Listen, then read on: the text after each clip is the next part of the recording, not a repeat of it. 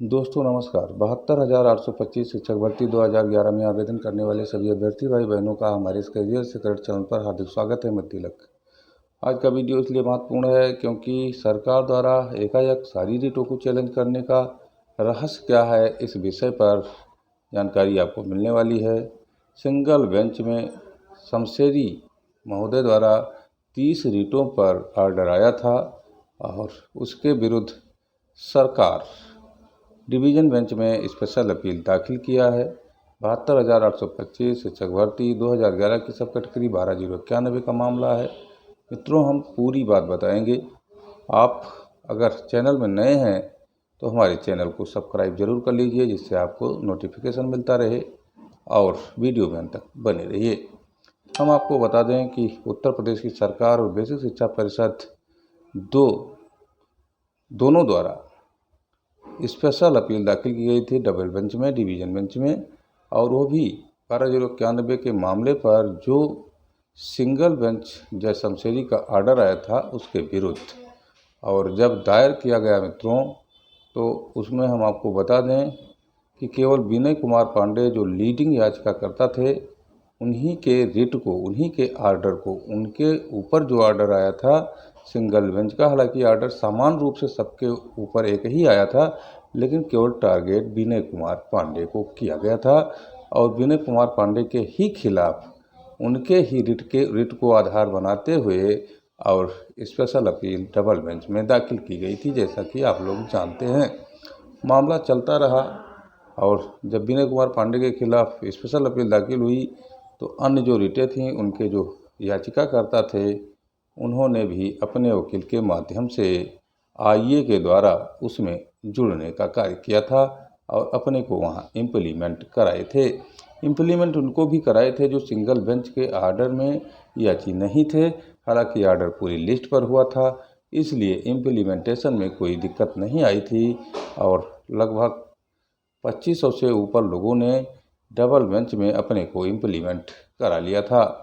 हम आपको बता दें कि 5 दिन तक लगातार स्पेशल अपील जो दायर की गई है उसमें बहस चलती रही और याची पक्ष के मोस्ट सीनियर अधिवक्ताओं द्वारा आर्गूमेंट समय समय पर किया गया, लेकिन सरकारी वकील कुष्मांडू साहू जो थे, उनके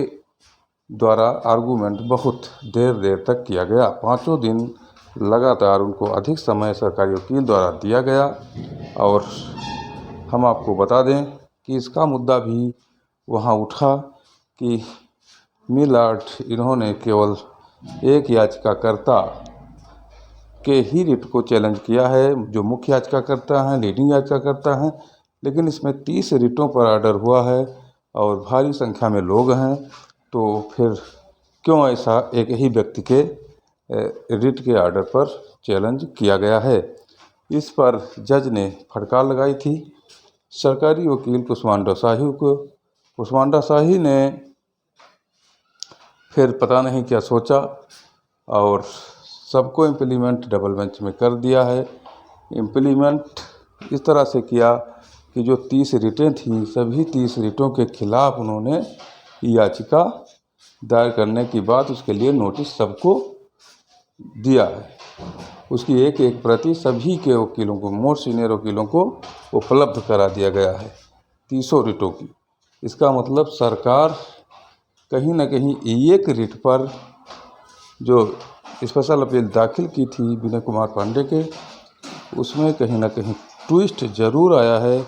और इस ट्विस्ट में सरकार को कहीं न कहीं अपने को कमज़ोर स्थिति में पाने का रहस्य मिल रहा था और इसलिए उन्होंने सारी रिटों को चैलेंज करते हुए विधिक प्रक्रिया को पूरा किया है। इस तरह अगर माना जाए तो कोर्ट में, डबल बेंच में सरकार द्वारा जिस तरह से विनय कुमार पांडे को ही टारगेट किया गया था, एक विधिक रूप से इनकी कमज़ोर रिट मानी जाती, स्पेशल अपील मानी जाती, इसलिए सरकार ने उसे पूरा किया है। पहले चालाकी से सरकार ने केवल विनय कुमार पांडे को इसलिए टारगेट किया था कि उनका रिजवाइंडर कमज़ोर था और उनकी रिट भी कमज़ोर लिखी गई थी। इसी को आधार बनाया था कि अगर मान लीजिए कमज़ोर तरह से अगर डबल बेंच में लोग लड़ेंगे और सभी रिटों के अगवाकार और मुर्शद वक्ता अगर नहीं आएंगे तो हम विनय कुमार पांडे के रिट को डबल बेंच में खारिज करा देंगे। और निस्संदेह सरकार ने ऐसा ही सोचा था, जिस पर हमारे मोहसिनों ने विरोध किया और सरकार के इस कदम को जज तक पहुंचाया और उनके नॉलेज में इस प्रकरण को दिया।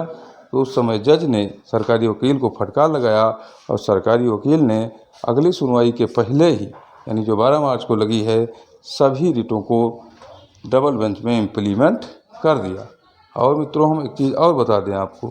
कि इम्प्लीमेंट करने का मतलब यह है कि या तो फिर जज को लगा होगा कि हमें आर्डर देना है